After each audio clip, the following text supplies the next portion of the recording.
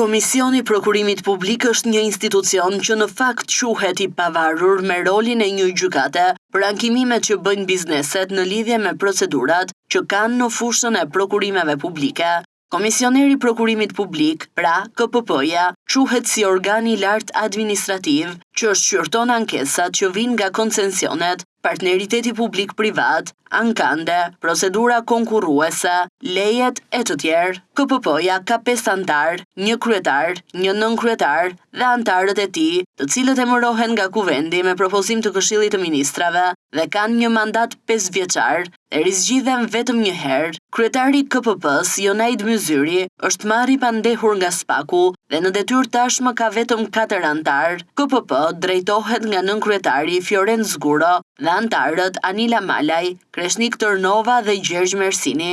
Megjithse quhet një institucion i pavarur dhe financohet nga buxheti i shtetit, antarët e këtij komisioni kuptohet zgjidhen nga partia dhe kalojnë formalisht nga Kuvendi, varen direkt nga ministrat miq, kryeministri apo lobimet e ndryshme politike, shiten si personalitete apo personazhe të pavarur, por janë krejtësisht të varur përtej politikës. Jonaid Myzyri, ish kreu i KPP-s, nën akuzë nga Spaku pas sigurimit të disa përgjimeve nga hetuesit e prokurorisë së posaçme, të cilët gjatë hetimeve kishin vënë në përgjim një zyrtare dhe më pas kanë mundur të ngrenë akuzën atë të shkeljes së barazisë në tendera, ku i pandehur është marrë edhe kryetari i institucionit, Jonaid Myzyri, pas 5 vitesh hetime.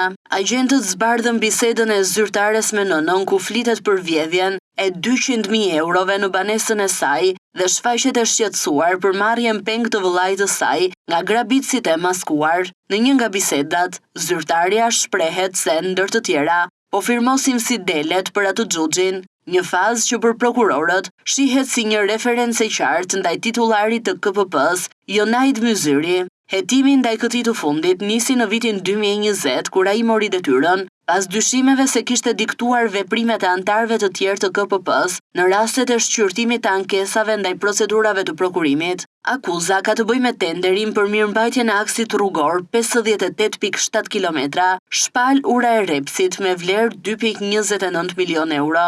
Këta janë të ndikuarit në të paktën një rast. Tani që Jonaid Myzyri është pezulluar nga detyra dhe është nën akuzë, KPP ka tjetër drejtues dhe antarët vazhdojnë detyrën, nuk janë në ndikimin e Jonaidit, po kush i ndikon për vendimet e tyre skandaloze, sërish marrin urdhra apo mbushin xhepat me paratë e biznesit nga tenderët me taksat e shqiptarëve. Për të vërtetuar këtë, mjafton të shohim se cilat janë standardet që ndjek KPP-ja. Në të paktën rreth 15 apo 20 praktika që CNA ka verifikuar, rezulton që e zeza bëhet e bardhë dhe e bardha bëhet e zezë. Kuptohet, paraja hedhui në hava, thot populli. Vetëm gjatë vitit 2025, KPP ka shqyrtuar gati 1200 ankesa dhe ka dhënë 1900 vendime nga rreth 250 autoritete kontraktuese dhe rreth 360 operatorë të ndryshëm ekonomik. Pra, ne kemi parë në 1900 vendime, vetëm 15 apo 20, ku ato përgjimet e firmosjet e Jonaidit janë kuthë rreth qameti,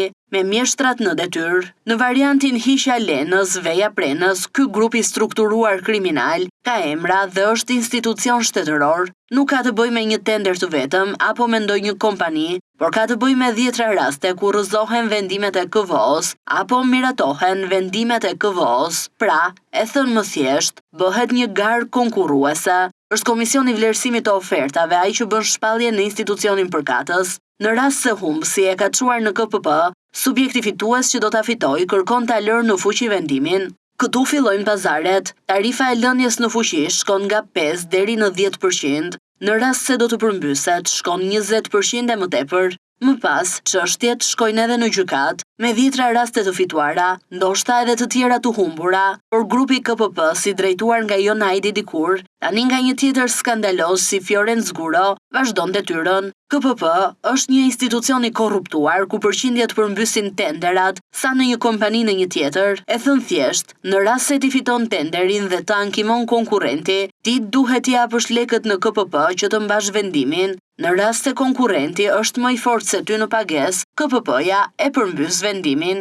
CNA ka verifikuar rreth 15 raste ku e zeza është e bardhë dhe e bardha është e zezë. ku Komisioni i Prokurimeve Publike funksionon tërësisht si një grup i strukturuar kriminal, si një band gjobaxhish ndaj bizneseve.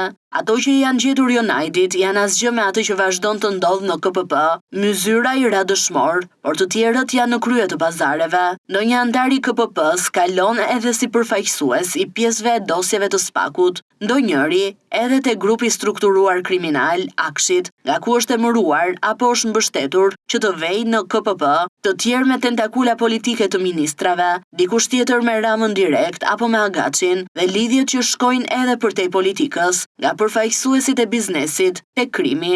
KPP-ja nga një institucion i pavarur që duhet të bëjë drejtësi, kur garat që bëhen në institucione kanë problematika, kanë shkelje ligjore, atëherë duhen standarde e drejtësi. Sot KPP shërben si një çati për të mbushur xhepat e këtij grupi kriminal, që SPAK nuk mund ta lërë më Jonajdin. Duhet i hyjë në themel pasi KPP-ja është kthyer në strukturë për te kriminale.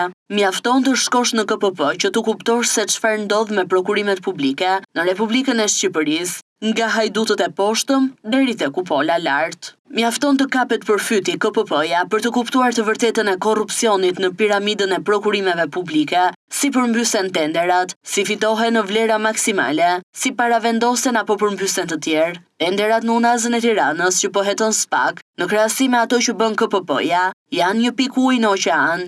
Oqeani i korrupsionit në majtë të piramidës ka KPP-n, aty hapen dhe mbyllen pazaret më të mëdha, aty hapen dhe mbyllen tenderat duke u përmbysur me përqindje që nga lënia në fuqi e vendimit me 10% deri tek 20 apo 30% për përmbysje të vendimeve të ndryshme që bën ky institucion. KPP-ja funksionon tërësisht si një grup i strukturuar kriminal dhe është aty në letra si një institucion i pavarur, por komplet nën kontroll politik korruptiv. Në të gjithë strukturën e tij dhe siç theksuam, ne pam shumë pak prokurime, rreth 15, të cilat janë kthyer përmbys, por ka me dhjetra me qindra të tjerë, ku e zeza bëhet e bardhë dhe e bardha bëhet e zezë. Dhe përgjigjja është e thjeshtë. Mjafton të kontrollohet KPP, vendimet dhe xhepat e këtyre zyrtarëve për të kuptuar se si funksionon ky grup i strukturuar kriminal i zhytur në korrupsion dhe afera.